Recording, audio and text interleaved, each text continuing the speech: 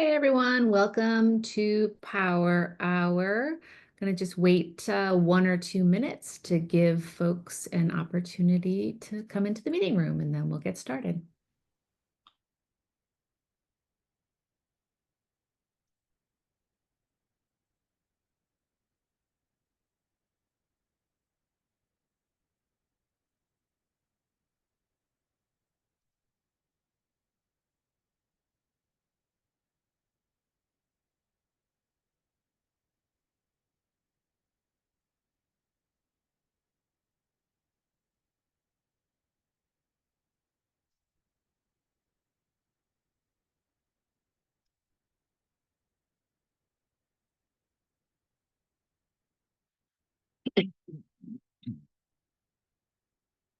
Hey everyone, it's just 1 minute past the hour. I still see a bunch of folks are entering, and so we'll give folks just one more minute. We'll start just at a couple minutes past 3, just so that we can give folks a minute to get in.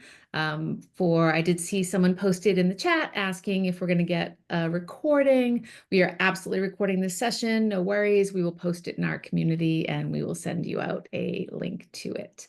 And so you'll be able to see it right in our community site. So we'll get started in just 1 minute.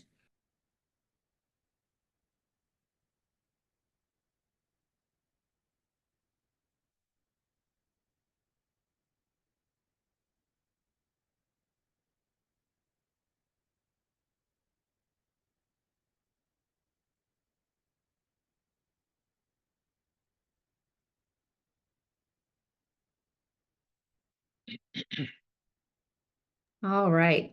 I say it's time to do it. Let's get started. Friday. Hi, everyone. My name is Dee Zeff. I'm the Chief Product Officer at Syncro. Hopefully, a bunch of you know me by now. I'm excited to welcome you to another edition of the Power Hour.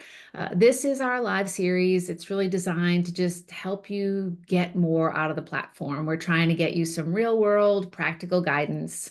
And we created it to just give you direct access to experts and the people that are building and using Syncro every day.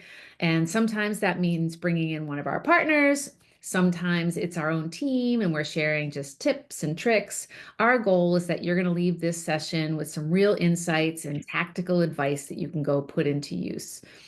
Today's session is all about ticket management. We're going to talk about ticket views, tags, automations, organizing tickets, just things to help you get the operation running smoothly. We're going to leave tons of time for questions at the end, so don't worry about that. I'm thrilled that I'm joined by 2 experts for this one, Lindsey Giusto from my team here at Syncro, as well as Mike Paranich from August eTech, one of our partners and a member of my our partner advisory council. They're going to walk us through some real world strategies and best practices. And as I said, they'll definitely take your questions. Couple of housekeeping things before we get started. One, we are recording the session. It will be available in the Syncro community, along with any key takeaways, any resources we have for you coming out of the session. And then as questions come up, I implore you to please use the Q&A module in the meeting as opposed to the chat. It just makes it a whole lot easier at the end of this when we go through our questions so that we don't miss anything along the way. And so with that, Lindsey and Mike, I'm going to hand it over to the 2 of you. Great, thank you, Dee. Hey everybody, and yeah, welcome to Power Hour. Here's a agenda of what we're walking through today. But just to shed some more light on that, last month I was tapped to kind of do an overview of an organized help desk in Syncro, what that looks like through the use of ticket views, tags, automation, all these things. And in talking with Dee, she recommended that I reach out with Michael Paranich at August eTech because she had met them on site before and just said that Michael's got this really incredible help desk workflow. And so I reached out to Michael and he graciously accepted joining us and being able to share that with us today. So yes, agenda. We're going to be covering ticket views and tags, just sort of the foundations for organizing your help desk and just dealing with the constant stream of service requests, client requests, keeping things organized and ensuring that you and your team are able to run as efficiently as possible. Ticket view health metrics, just gauging performance, identifying process improvements, bottlenecks, even establishing KPIs, things like that, and how ticket automation can help drive all of that efficiency through custom alerting, redundancy, a whole host of really cool things. And so with that, we'll get into it. Um, Michael, welcome. Um, I'd love, before we Nice just meeting you. start digging in and walking through your workflow, could you give us maybe a little bit of insight into what the size of your help desk team looks like, the volume of tickets weekly, get a sense of like the challenges that you've sought to build your workflows around? Sure, absolutely. And let me grab 2 seconds here. I want to thank Syncro. So we're on the partner advisory council. We work very closely with peer groups and things like that. And one of the things I'm really hoping, and I see it's a pretty good turnout. I'm really hoping for some questions, right? Questions and comments. I find, and one of the reasons why I appreciate what Synchro does here is because I find working with peers, not just directors of operations like myself, but working with your owner operators, working with the CEOs, working with the people who are trying to do this every single day and spin all of those plates and then the plates catch on fire. I find that I could learn a lot, maybe even see things that I didn't think about. And I love that part. I love that collaboration piece, and I really appreciate the community part of this. So we're a MSP over in right outside of Princeton, New Jersey. I have a help desk team of a little under 20. Well, I have a team here of a little under 20 people. We have a mix of help desk, systems engineer, cloud engineer. We have a security team. We do our own security in house. One of the things that we have a niche in is life science. So we do everything at that level. And when I say at that level, I mean like we've recently gone through FDA vendor audits. We've done some GDPR. We're working on TISIC over in EU, and so one of the things that we're very particular of and is our processes, and our processes have to match how we document. We have to be able to document how we're moving between process uh, process points, and well, it's never a dull moment, especially with security. Ticket wise, we probably get 400 to 500 tickets a day, but again, a lot of those are alerts. Just like everyone else out there, we deal with the alert fatigue as best as we can. Synchro is helpful with that, again, with automation, right? We have the ability to search for keywords, auto close certain tickets. I depend on my team to bring me lists of benign alerts so that I can use the automation to assist in that fatigue. And so, yeah, I'm sorry. All I heard was I got through tickets, and all of a sudden I started thinking about the alerts, and it was just too much. No, that's great. Michael, you have a unique background that maybe affects how you approach the help desk, maybe more like a supply chain of sorts. Would you share a bit about that? And Sure. then when as you've adopted views, automation, and I think, as you just said, like your ticket workflows that have to match your documentation and your processes. Mhm. Yeah, how's your background affected how you approach the help desk? So I have been sort of IT and logistics my entire life. And I say logistics, I worked in the transportation industry. I worked in waste management. I've worked in construction project management. And I've done a lot of logistic works in the last 30 years. But my IT background has helped me with that and has given me an ability to work closer with the teams and the tools. So I've lucky for me, I've always found myself in this sort of position where I understood how the tools work. I was able to take up a little bit of responsibility in how we were programming workflows through the tools. And it's actually just been exactly what I do here also. So the logistics side has helped a lot. And it also gives me a very different view. As I said, I know we have a lot, we have owners, we have, managers, we have all levels here that are tuning in. And it's one of the things that is both infuriating and wonderful working with my CEO is that my background is very different in the way that I see time, in the way that I see efficiency, in the way that I see what's possible over the course of a workday. When we start comparing statistics and start looking at what's actually possible for our team to be able to accomplish. And that's, again, going back to the efficiency and automation piece. Everyone here knows, right? We're always trying to steal a few minutes from somewhere. If we could steal a few minutes from everything and those minutes add up by the end of the day, we can get so much more done. We're all working more efficiently. The team just generally we look more professional. I mean, there's just so much that comes along with that kind of, by identifying those kinds of opportunities. That's great.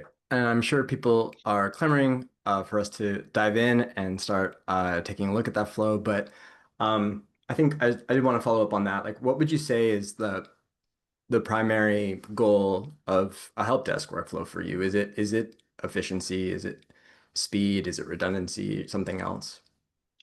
So it's a little bit of both, right? The problem with help desk and the problem with the MSP working in IT is fastest isn't always the best answer, but it's very easy to go down a rabbit hole. And so that's where efficiency, workflow, and automation comes in, right? Where can we save the time in those items? I'm excited about some of the, well, I don't want to get off on that subject on the upcoming. I know that there's every time there's a new tool out, I can't wait to get involved in. And the ticket, so the ticket boards, I call them boards, but the ticket lists with tagging, with automation, has given us the ability to just do more, right? And I don't really worry about how much is coming in. I don't really worry about how fast things get done, right? I'm more worried about accuracy. And we can build some of that into this with the automation, which everyone will see as we start going through some of this. All right, well then let's dig in. Sure. Yeah, kick things off. Let's take a look at your how you like to manage the views and tags. Absolutely. Let me share here. There we go. My border went away, but everyone can see everything. That is not right. Why did it go there? Sorry about that.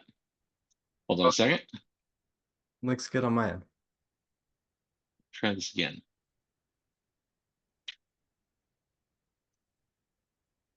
You guys can see the screen okay?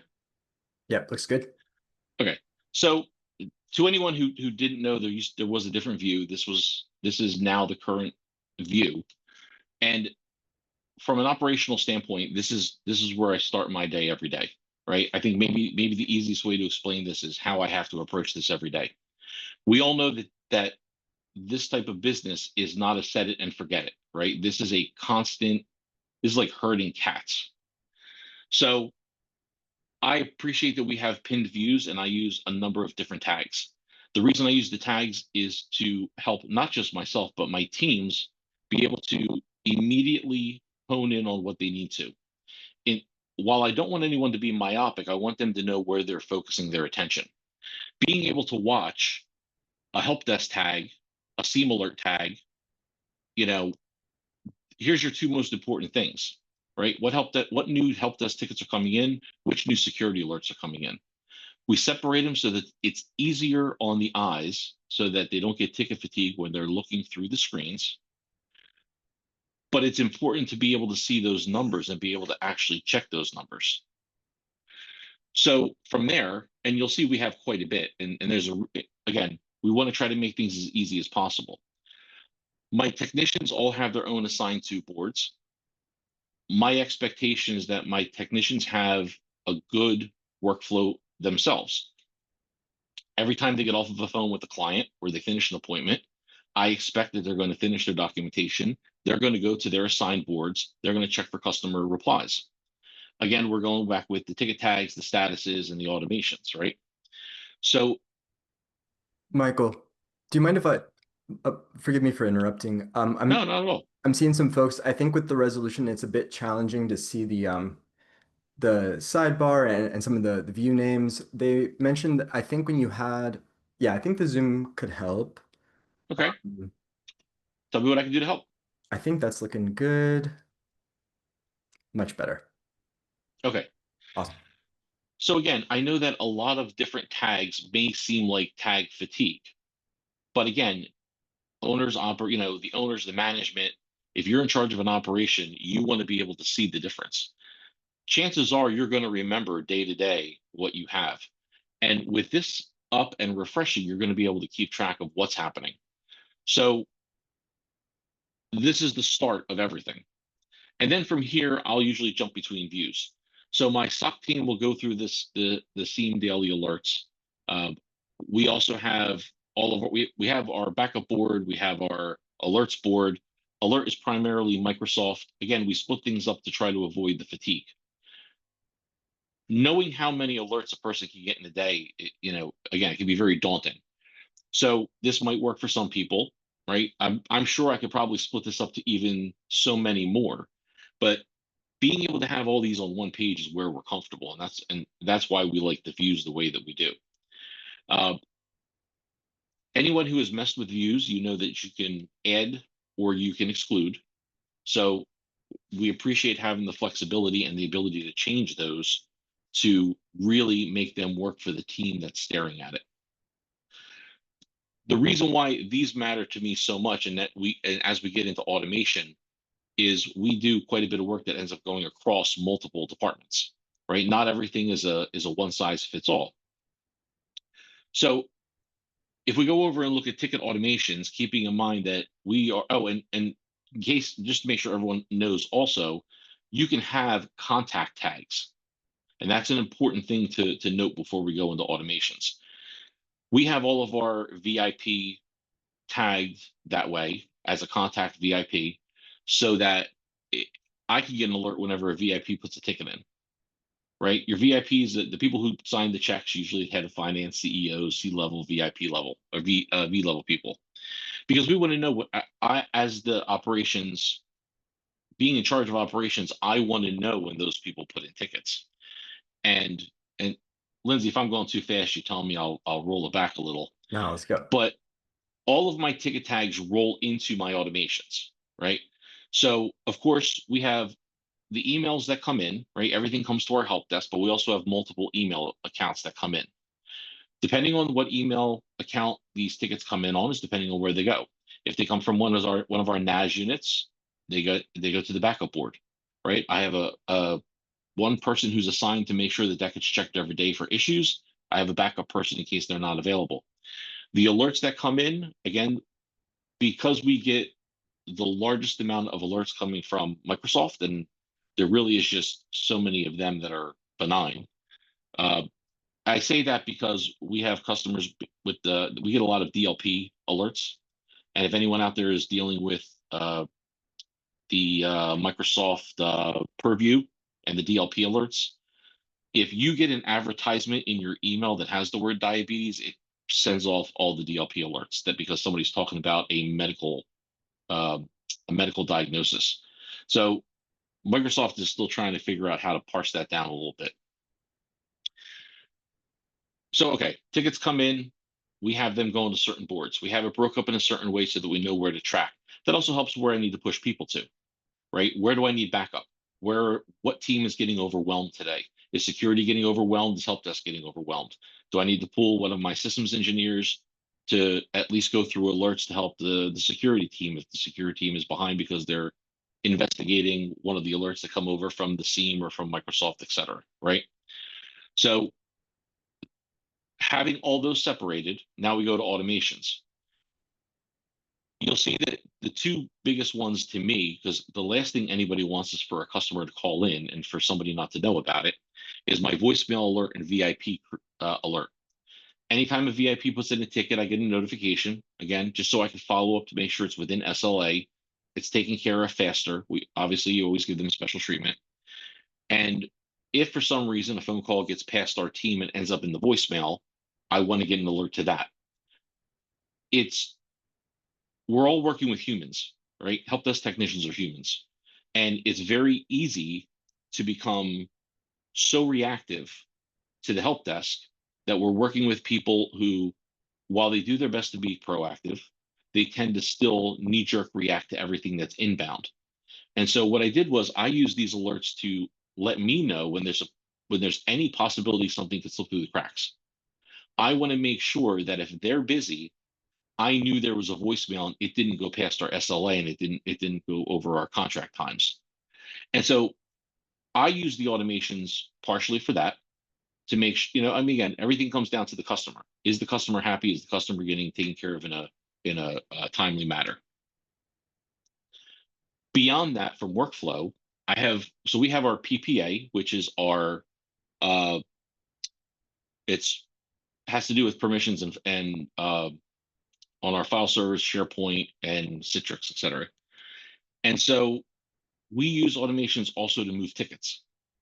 If somebody puts in for a file access, it goes to one of my security guys who does the research, the initial research, gets the initial approvals. Once he has all of that information and approved, all he has to do is change the ticket status. And from the ticket status, I have it adding a public comment so that everything is standardized. Again, another benefit of automation is standardization, right? If you didn't write something, it didn't happen, how do you make sure that every ticket is documented completely?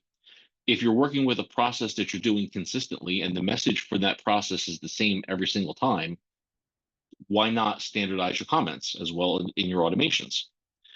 So again, we reset our SLAs, we change our ticket tags so that it goes to the other departments.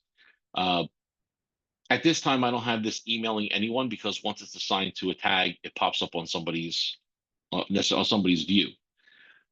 But again, I appreciate automations because from here, we can do anything else we want. I could assign it directly to a technician. Of course, you have to worry about people who are backing up other people. I can send emails to distribution groups, which is what I have on the VIP and the voicemail. So I have, and Lindsey can attest, I mean, I have pages and pages and pages of automations. I didn't want to bring them all over. And again, I didn't want everybody to have automation fatigue, but this is how we use this. We use Syncro's built-in automation to help us to standardize, to help us for redundancy, to help us put a spotlight on things that could otherwise be missed, to make sure things are bubbled to the top and are passed to people who need to see it so that we can work as a team. Sorry, I saw a bunch of the chats rolling by. No, it's good. One relevant question here. Sure.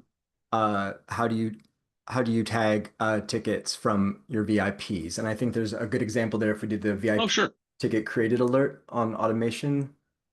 So I'll just pop into here. Perfect. And I think we have some end users in here.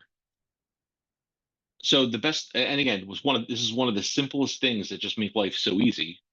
All you have to do is pick your contact, and what am I missing? Hold on, I apologize with this page. There's oh, sorry. You can add a tag. So you can actually attach tags and create your own tags to end users. So if right, Mr. Smith is mad at you, or we missed him last time, right? We can set up alerts to make sure that every level of management knows that somebody's having a problem again. So again, right inside your end users, you can create any tags you want. We are currently only using VIP, but you could set them up for anything you want. And then again, it's a great piece of redundancy to help back up your workflow and to grab somebody's attention, right? That you could just create this and shoot out a text, an email, anything just to alert someone higher up above the team to make sure they go back and check on it.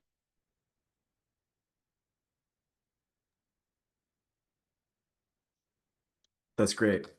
And I know we didn't, going back to automations for a second, I know that we didn't build this automation out, but I remember from looking over your configurations, you have some flows that have like a first attempt, second attempt, and it kind of Uh, conditionally changes with the pipeline. Could you sure. maybe walk through that a bit? Absolutely. So what I just recently built out, and apologize to Lindsay, I probably should have put this in here, but I just finalized everything yesterday. And again, for Helpdesk, we all know that if an end user reboots their own computer and it suddenly starts working, they just forget they even put a ticket in. So I've created an entire waiting for client, and I created a waiting for client first follow up, second follow up, and we have a resolve client unresponsive. And so I set a I set it so that every 48 hours, right? So one of my technicians reaches out, says, waiting for client, hey, we got your ticket. When can we get together to work on this? By the way, here's the link to set an appointment. That starts the clock. Now my techs are hands off, right? If the client doesn't respond after 24 hours, it sends a reminder. Hey, sorry we haven't heard from you. We want to follow up. We want to make sure that this isn't still a problem. How can we help you? And then same thing after another 48 hours, and then we close it. So we actually have it built into a week, which may be too long for some people, maybe too short, depending on the client.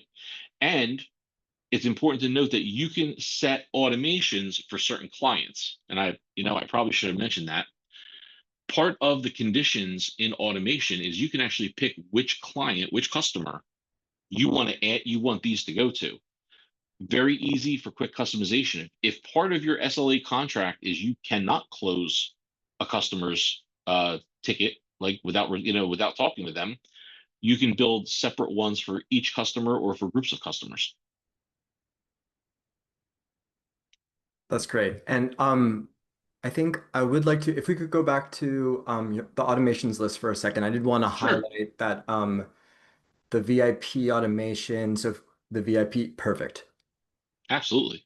And so, yeah, so the question from the community around, how would you tag a ticket from a VIP? And I think this is a great example here. So in this case, Mhm. this is a ticket created automation that checks for the condition of the contact tag, whether or not it includes the VIP tag. And this is just an example. You could have a Mhm. different internal way to flag these, but in this case, we're using that Sure. VIP tag, and then run some additional actions if that And if you can be creative. The beauty of this is anything that comes to the help desk, if you're using your help desk as your primary piece of communication, everything that comes in by an email. Well, I should say primarily. I mean, we do have pages also. We have widgets set up um, for appointments, but everything is based on email. So now you have an email, you have a client built out. If you want to know if the finance guy specifically has an issue, tag him finance, and then you set an alert for finance. If you just want C-level, maybe like I said, maybe there's troublemakers, right? Maybe you have a troublemaker tag because you know that these are the people who are going to complain, and these are the ones that are going to go running crying to someone somewhere. That it's endless, right? The the ability to add those tags gives you everything you need to set up automatic alerts for yourself. So you don't have to wonder if you missed something. And again, as the director of operations, I'm always concerned, is there anything that was missed? This gives me so much flexibility that I know that I can set this, forget it, go about my business, and then I only need to react to what I need to react to versus spending a lot of time poring over tickets, wondering, am I sure I didn't miss anything? that's great. And yeah, I think that it's also important to note that you can conditionally be checking for the contact tag with hourly automation. So it's not limited to just when that ticket's created. Um, Absolutely. and that does tie into one question I saw, like I was curious if you have thoughts on this, Michael. Um, with ticket creation automation, given that you only are going to perform like one conditional check and you can only apply that one automation, how do you like to tackle when there's maybe like um, different variations of checks that you would want to run and be able to conditionally apply on tickets? Do you find that like there's really strong use cases to use the like hourly automations to be able to check if for different types of conditions on tickets? Absolutely. Absolutely. Hourly. And I will tell you, I appreciate that when we do an hourly ticket, you can run it once, right? Because you don't, because documentation is important, anytime a ticket is touched, even by automation, it creates a note. And so we want to know every time a ticket is scanned. In some instances, we want it scanned every hour if we're looking for a condition that we want to be alerted to. In some cases, we only want it to run once when we want it to move if we're moving across departments, right? And we're moving it around to other people. And so again, you have all the flexibility imaginable. And I think imagine is really the word here, right? I mean, this is the perfect opportunity to think about what are we really already spending or wasting our time on, right? I know I started this by saying this helped my help desk be faster, be more efficient, be more agile. This helps me pivot. This helps me be more agile, right? So this helps literally on every single level. Once you start setting this for what's important to you, right? And because let's face it, all the owners have other things to do. They always have other things to do. There's no reason why you should be staring at your help desk all day. Not if you could set up automations to get what you need pulled out of it. Well, so not to steer you back to staring at your help desk all day, but if could we go Okay, back to that tickets list? absolutely. I'd love to get a sense of like when you're coming in the morning, um, what are you looking for at a high level? Like what are you able to, based on the health metrics, and your pin view counts, what are some critical things that you might be looking for, and how would you react or engage your team? So something, Lindsay, and I realize this is something you and I had not had a chance to talk about. Dee will recognize it. When you walk into our office, when I walk in first thing in the morning, the first thing I do is turn on the lights. And the second thing I do is look at the big screen TV I have up in the lobby, which is viewable by all of Help Desk at the dashboard. And I don't know how many people use it, but as I walk by, we have our dashboard set by colors and we have it broken up to only the things that we need to see, right? So we have it filtered to the tickets that we don't, we have new tickets, but we also have customer reply. So while I'm waiting for my coffee to brew as the Keurig is warming up in the morning, here I have a 50-inch television in my lobby staring at me, and that gives me my first view of anything that turned red. Are we out of SLAs or anything? What is the first thing I need to look at when I sit down?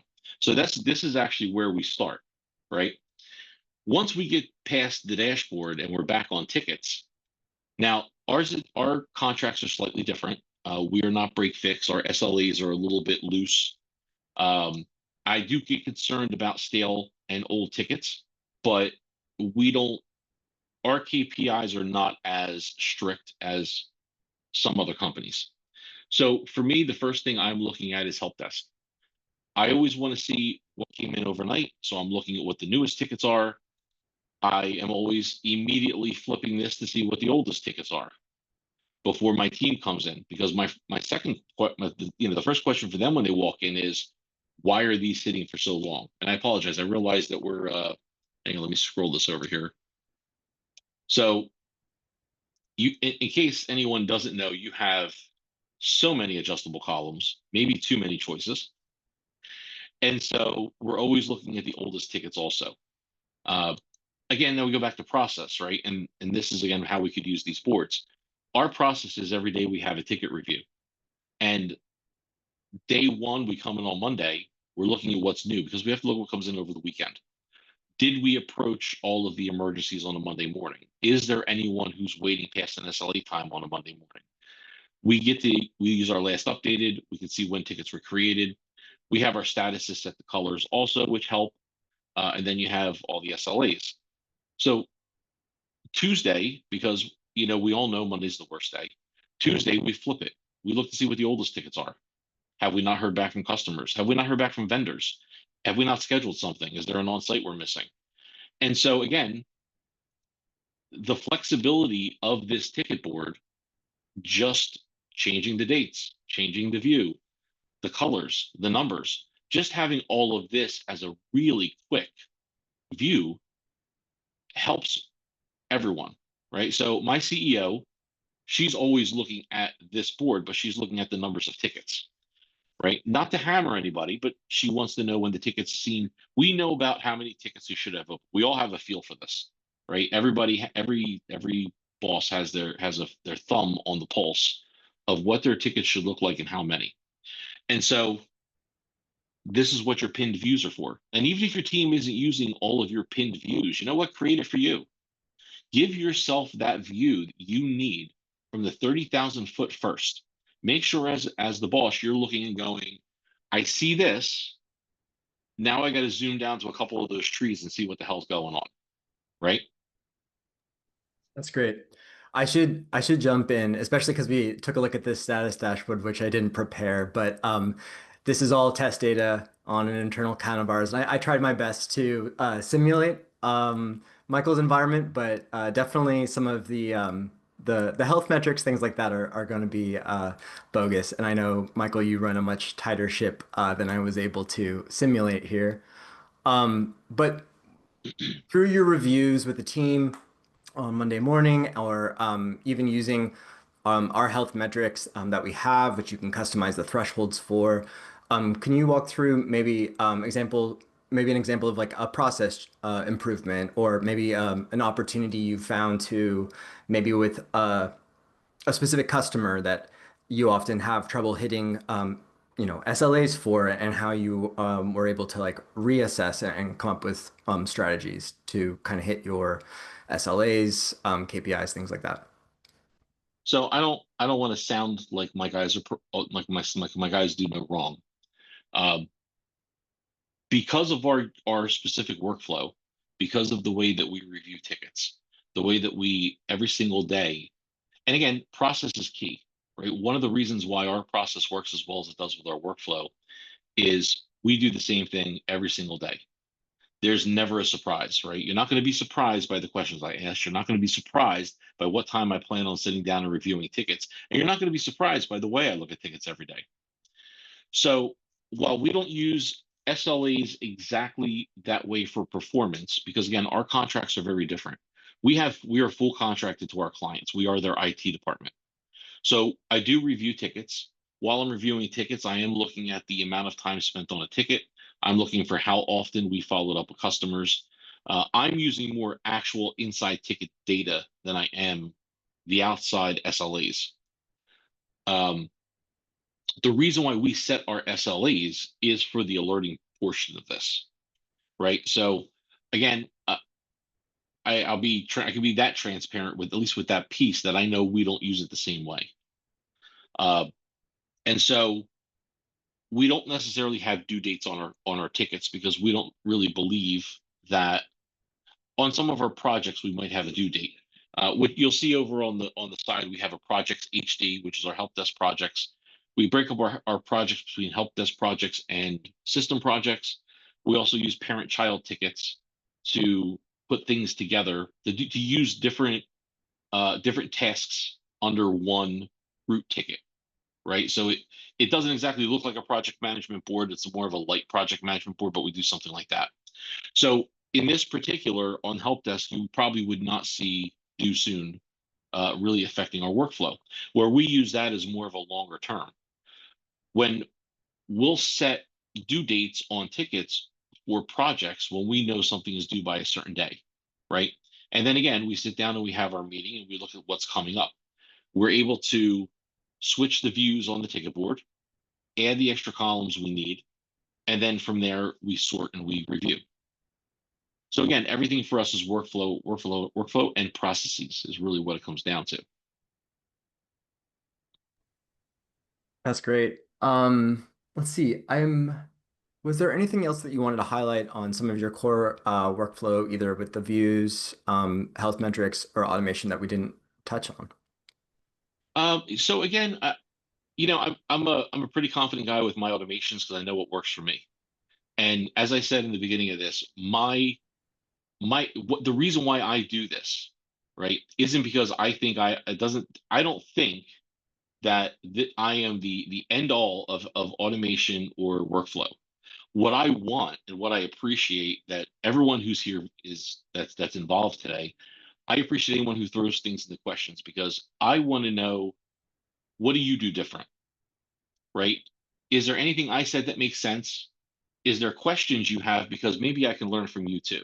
Is there a piece that I'm not seeing? Maybe there's something I could take away from this. And that's why I like doing this. And so I highly encourage, right, routines. I encourage regular processes. I encourage automation as part of the process, right? And we all know this.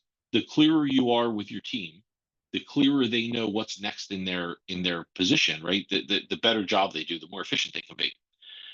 I I take my guys' opinions on automation and their workflow to try to build something into here to make it easier for them. I try to make it so that when they change a status, if there's an automatic, and I could take 2 or 3 clicks away from them by changing a status and it automatically moving, changing, replying, responding, I'm going to add that. And so I appreciate Syncro for what it gives me the ability to do and how it helps me help my team. That's awesome. Thank you. Michael, I'm gonna open up to the Q&A from the community. I'm seeing some really great questions here. One for you, which I think we've touched on, but maybe not explicitly, and that is, what is your primary way of handling ticket assignment to different techs on your team? Is that something that you automate, or is that something that you kind of have your team like on the help desk front triage and manually handle? So I will say I wish there was a better way to triage the tickets to people automatically. We depend on our team to digest the information from the customer because part of the problem is, and again, we all have these clients, part of the problem is what the client says may not be exactly what it is, right? And so we actually do not automatically move things to particular technicians. Plus, we're also all dealing with sick days and vacation days, so you don't necessarily want to ticket to a person. We do it only to departments. Certain tickets go to certain departments. If something comes off a firewall, my help desk guys can't see all the firewalls. It has to go to my system level team, and that's where it pings at. Other than that, again, I go back to processes, and something I actually forgot to mention is your checklists. We have worksheet checklists on every single one of our tickets that pop up because we want to make sure, and again, this is not because my guys necessarily missteps, right? But if everyone is doing the same thing, we can expect a standard sort of diagnostic answer. So my guys go to the customer first. They make sure that the customer shows them whatever problem they're having so that we can document that. We want screenshots. We want to see it. Can we recreate it? And we always do that first. And that's why we can't use automation at the first level for ourselves, the way that we do it. It's that recreation at the first level that gives us a diagnostic starting point. And then from there, that's when we would decide where it goes to. And that's why we have so many hashtags.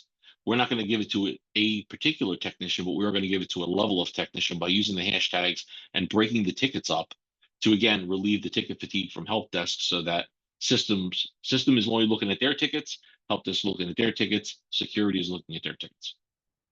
Great, thank you. I know we've been meeting and discussing with you on some enhancements we can make around automated appointment scheduling on tickets. I was just discussing this with Bob yesterday. We're exploring some cool stuff there. But question from Lloyd, do you use Syncro for appointment scheduling?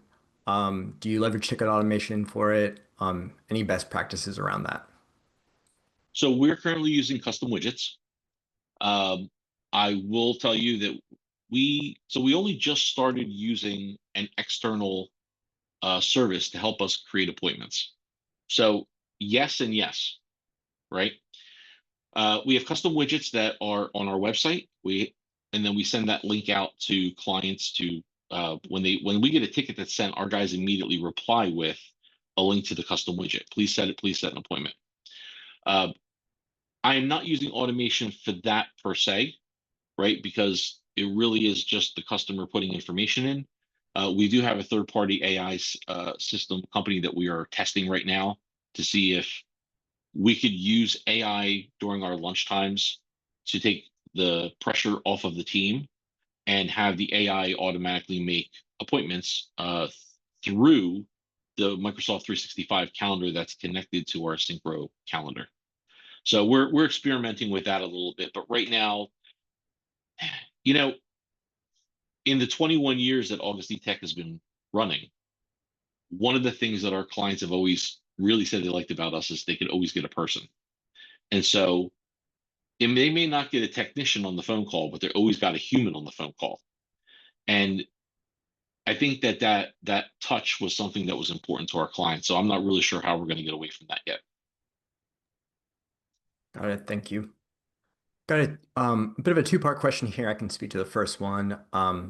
Someone's asking, does the maximum 10 time the 10 time ticket automation run on hourly tickets, that rate limiting that we have in place, um, is that limit, does that persist if the conditions change, or only increment on successful matches? So we do have that in place for any automation that might be in a loop state that could potentially be running wild, especially if it's if it risks emailing a customer, for example. What I can say is that the that rate limit of 10 times hourly, it will reset if the conditions change, and even if the ticket then reverts back to the previous condition match that maybe previously you were rate limiting on. So all this to say that that hourly automation, we will cap at 10 times if it's continuously a condition match each time it's evaluated. And secondarily, for you, Michael, what's your recommended approach to ensure that nothing gets missed? Just in general, and that could be with, I think, with how you're approaching views or with automation and redundancy, things like that. Well, I mean, that's always the key, right? I mean, that's what we're all here for. I mean, every single person my level and above, the biggest concern is how do you miss something?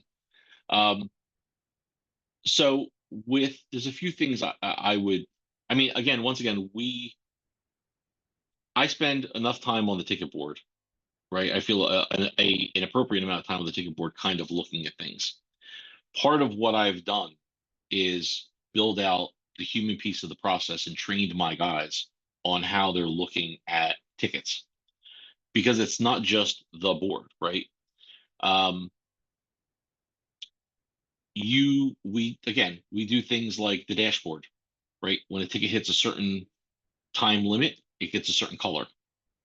Uh, I currently do not have an automation for this, but I have used automations in the past where if a ticket isn't touched in a certain amount of time, it sends out an email.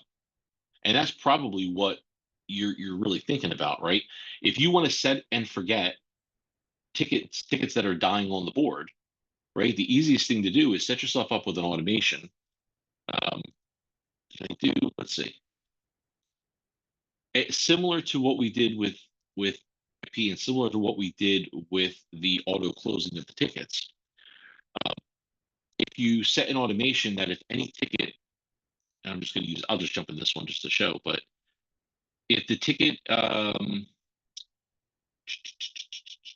it's, what is that? Oh, because I'm on created. So if you're looking at hourly tickets, right, there are not updated in hours. And this is the key.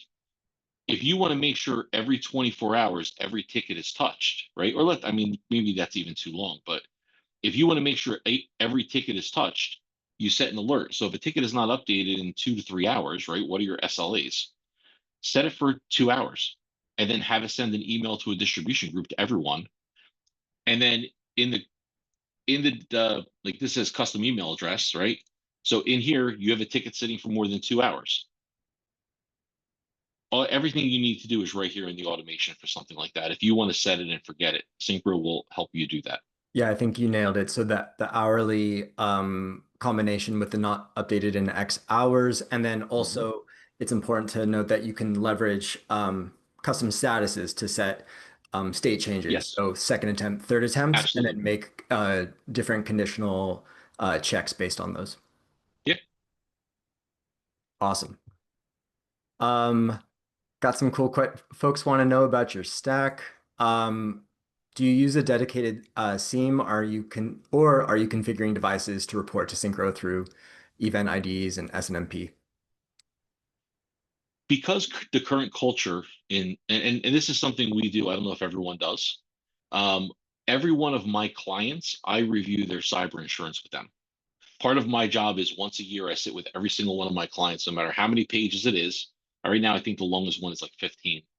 And we go page by page with them on their cyber insurance to make sure that they give us all the information or make sure I can give them all the correct information. They're not guessing. The other piece to this is that's an opportunity for me to see what they need, right?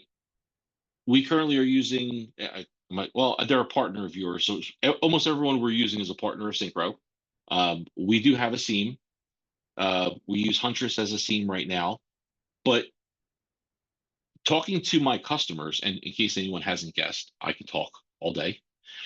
Talking to my customers and having that conversation with them and reviewing their cyber insurance opened the door to bring in more items to the stack and help build out better security.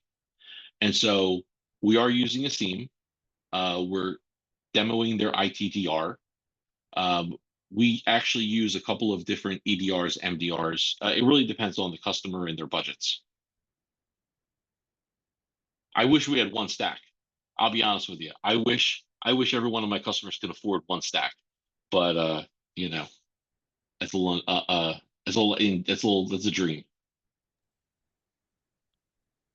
Great. See, David is asking, observed that they have a similar workflow with the waiting for client status. It sounds as though David would like to be able to leverage stat. They have a bunch of statuses. They'd like to leverage it for other things. Have you ever explored using tags to denote, like maybe when you're waiting on the customer? I never thought about using tags. Um, I might be a little too linear for that. That, like I said, this is me learning, right? Trying to imagine how I could use a tag for that. Um, but it's a I could, really good point, right? If you were yeah, going to create a separate board to track clients that weren't replying, yeah. and again, thank you, Synchro, for being able to put multiple tags. You could set yourself up with a board that included a secondary tag without actually closing the tickets, right? And so you would have an entire board of, I mean, I'm going to call them dead tickets, but they're really just kind of zombie tickets, right? Because the clients aren't getting back to you. There's your hashtag, zombie ticket.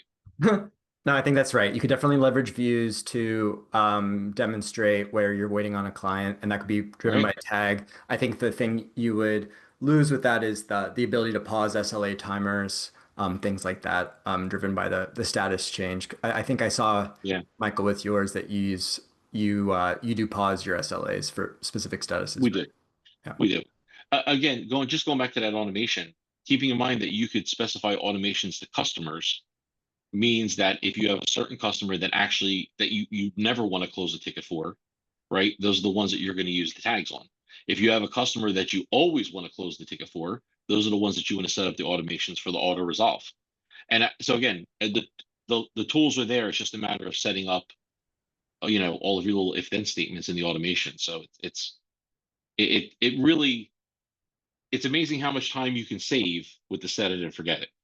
I know it's a little cliche, but it really is, and it's very helpful. And then everything is still documented.